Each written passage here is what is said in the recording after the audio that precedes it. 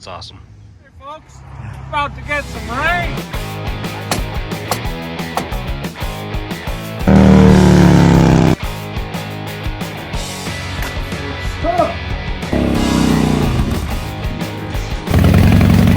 All right, we're out here.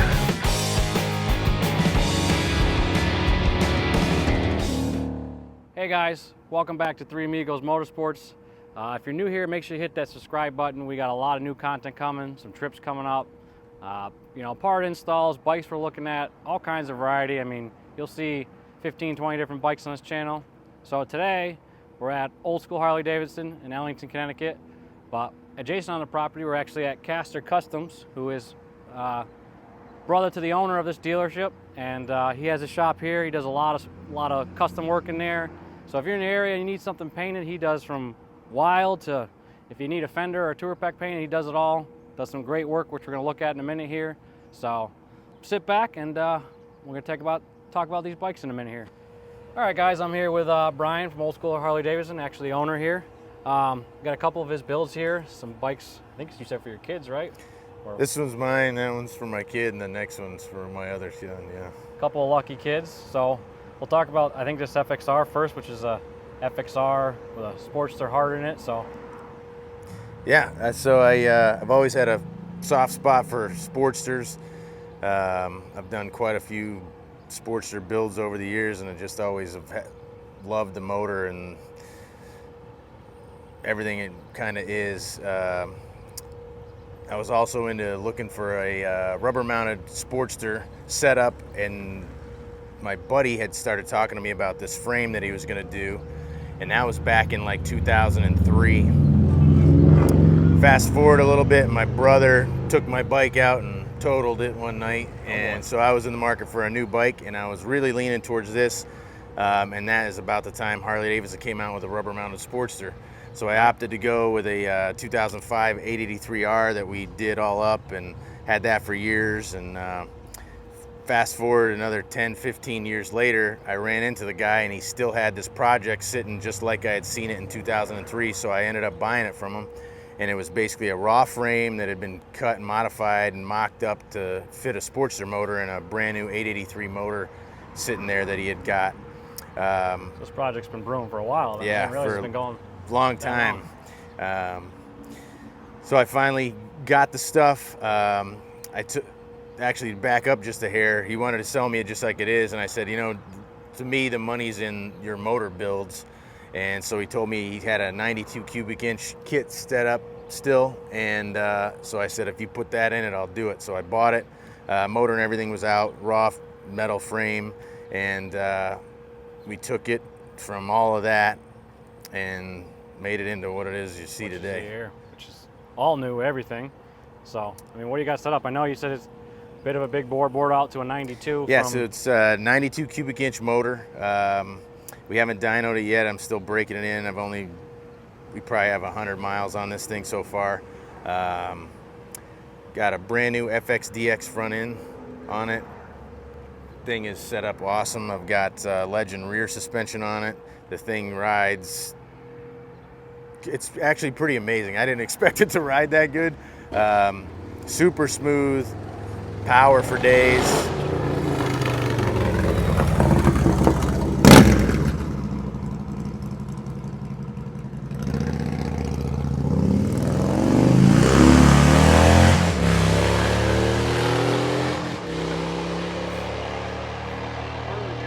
Harley guys. Well, yeah, I think everybody knows, especially this day and age, a lot of these FXRs are sought after for their handling and performance, and they're certainly only going up in value and price. So, right, definitely an awesome platform to start with. For me, it was the first time I've seen someone swap, the 883 drivetrain in it, but it seems like a readily available setup. So I've never seen it before either. I mean, it was definitely, we modified a lot of stuff. There was a lot of cutting and welding and all that stuff, but I'd never seen it either, and that's one of the things that really made me want to do it. Kind of take two of the best handling frame, everybody says, and then put a sporty motor in it, and I figured, this is something nobody's ever going to see. So that's why we did it. Yeah, I think you got to get up close to it for people to appreciate how rare that is. And then what you were telling me, You had some guy custom tool all this seat, right? Yeah, I couldn't figure out the seat. My brother painted all the stuff, and he'll kind of talk about that. So the paint job was done. The last missing piece was the seat. I couldn't find one. I actually ultimately landed on a drag specialty FXR seat, but it was just plain Jane, and it didn't quite hug the tank the way I wanted. So right, because that is the Sportster tank yeah, on there, right? it's a different. Yeah, it's a Sportster tank. So the guys up at Sheldon's told me about this guy that had stopped in and had been doing some of their seats. So I called him up, sent him a picture, and he immediately said, I got exactly what you need, and sent me a picture of this material. And he says, it'll take me about a week to get it in, but I'll do it. So he came. I met him at Sheldon's. He cut this brand new seat apart right then and there, mocked it up how I wanted it, and I picked it up a couple days later. No, it looks awesome. There's so much detail on this bike. I see it too. You guys, did you fab in the knee cutouts on the Sportster tank? This tank actually, like you could buy this tank like this. So we bought this tank. I wanted to keep it Sportster-esque. So this was kind of a little bit different, but the same. Holds a little bit more gas than the typical Sportster tank. So that's good. That's this is what we decided to go with. Yeah. Well, that's an awesome build. We'll come back to it, I guess. Let your brother talk about all the paint work involved, because that's the thing you know is first. If we want to move on, we can talk about the other FXR over here, FXRP. Yeah, so this is a 92, I believe, FXRT that I bought. It wasn't quite a basket case, it was a roller. And $300 you told me, which is a steal in itself. Bought it for $300. Motor was cracked. The case was cracked. Had a few other issues.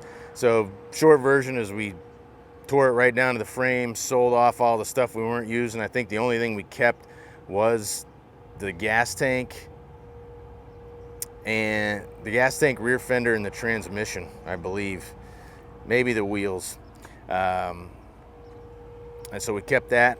The same guy that I was telling you did the motor on that. He had told me about this motor he had for a while, and I had never really had anything to put it in. And as soon as we got this build, I called him up. He still had it, and I said, okay, I'm taking it. Right, because this is an interesting platform. Yeah, so this is another kind of unique setup. This is a Evo bottom end with a twin cam top end.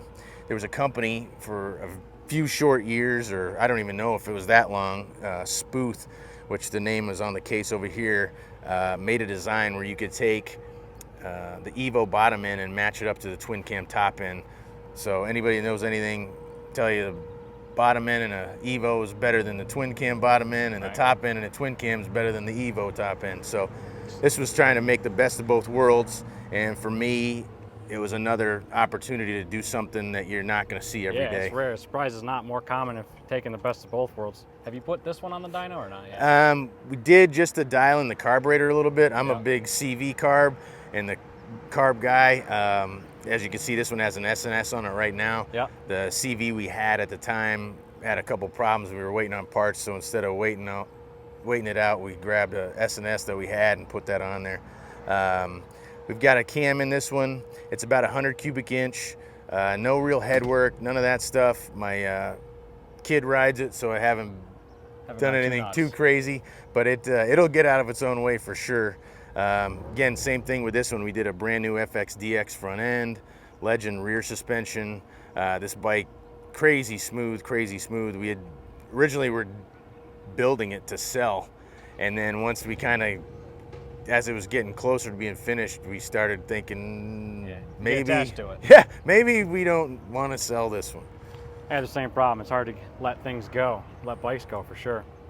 It's got a sound system in it too, which is pretty sweet. I mean, this could easily be an everyday semi-long distance bike, comfortably, I'm sure. Yeah, it's quite amazing how well the thing handles. It's smooth.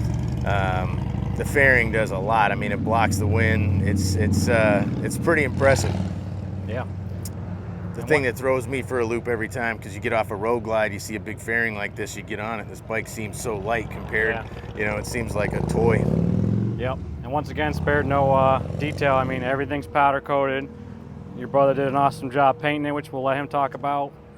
I mean, front to back, it's all one off. I mean, it's pretty cool to have something that nobody else is going to have. You're lucky kids. Taking adoptions? Yeah, right. Think I'm full. Ah. All right, well, we got one more coming out, and just like a TV show, they're putting it together as we speak. Nothing like down in the last minute. So we got one more in this lineup, right? That's kind of follows the lineage of a FXR setup. So, Yeah. We'll save that for the last bit here, and we'll talk about that one. Awesome. Right.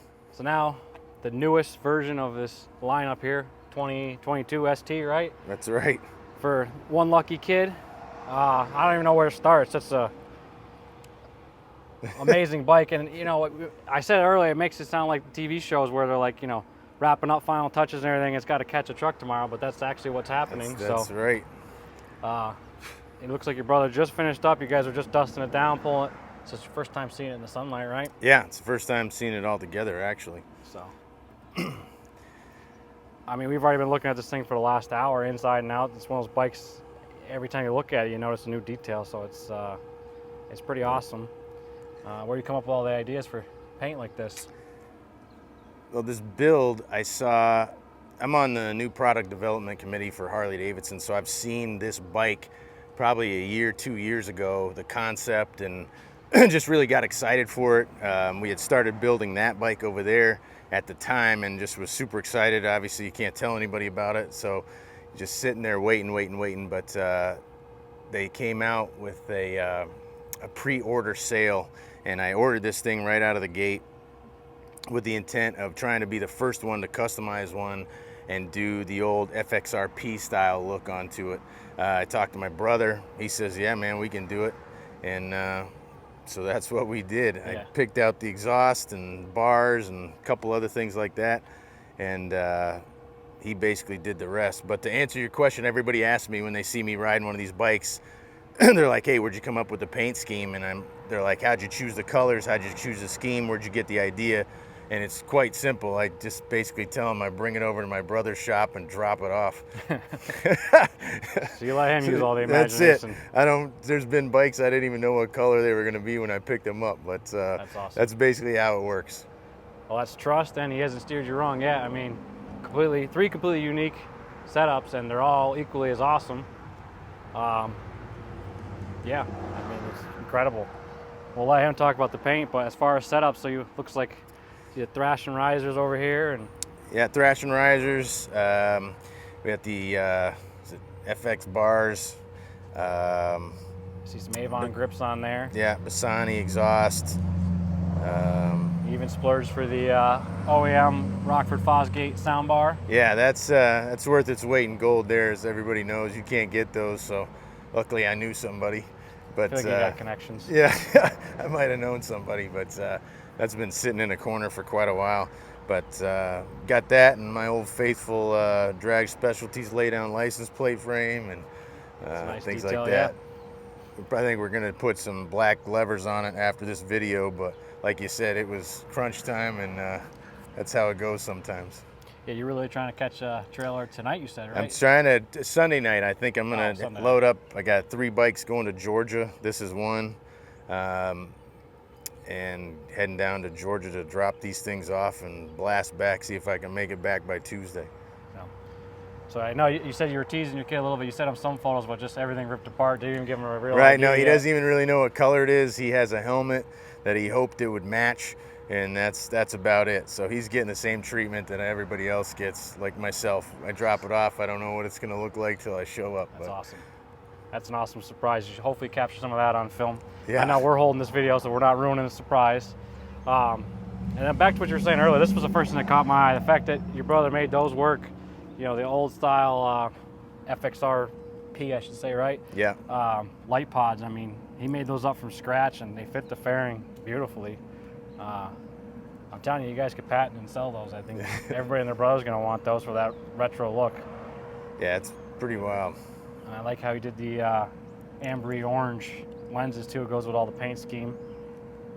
I gotta ask, the Phil 413, is that something you came up with your brother? It's actually a Bible verse. It was my kid's favorite verse growing up, and figure I put it on there. See, don't live with me. Hope he remembers where he comes from. Okay. That's pretty cool. Obviously has some important meaning there. So I think we'll snag your brother and let him talk about all his paint work on these. That's you know, the hours of labor he put into these things. So For sure, for sure. thanks for talking to us. Thank you, appreciate it. We'll grab the next Castor. That's it. All right, guys. So now I'm here with Aaron Castor, Brian's brother. You're the younger brother, he said, right? Yeah, younger brother. Younger brother. So this is your shop here, adjacent to the old school Harley-Davidson. You've been up here a couple of years now, right? Yeah, close to 3 years, I think. Oh, that's more than I thought. Yep. So I mean, you do all kinds of work from full-on custom here. I know you just, you know, people need a fender or a tour pack. You do anything in there really for far as paint work, right? Yeah, definitely.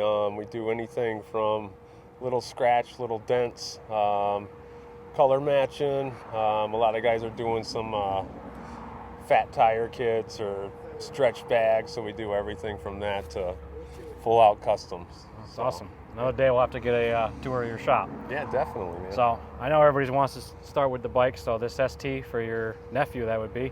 Yep. You know, we kind of talked about what Brian picked for parts and stuff, but we really just want to get, you know, your input. I know there's countless hours of labor in paint work here, so your brother said that how he comes up with ideas is he drops it off and lets you do all the creative thinking. And they're all equally as awesome. Did you have a particular inspiration for theme or anything on this bike, or you just kind of, well, how's that process work in your head for you, I should ask, I guess? Yeah, I guess it's all different, you know. Sometimes if a customer comes, they might have an idea or something specific, but on these ones, like you said, he just drops them off and says, make sure it's cool, or, you know. Yeah.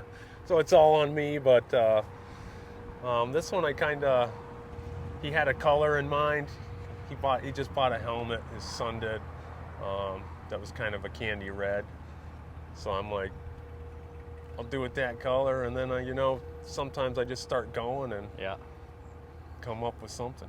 Yeah, that's awesome. So you got a lot of different effects here. So obviously, I mean, where do you even start with something like this? The base is this candy red. Does that? I mean, So that's actually almost last. Okay. But Shows how much I know. yeah, a lot of different ways. Some guys paint different ways. This one in particular, I started with silver, went to gold, did some shading.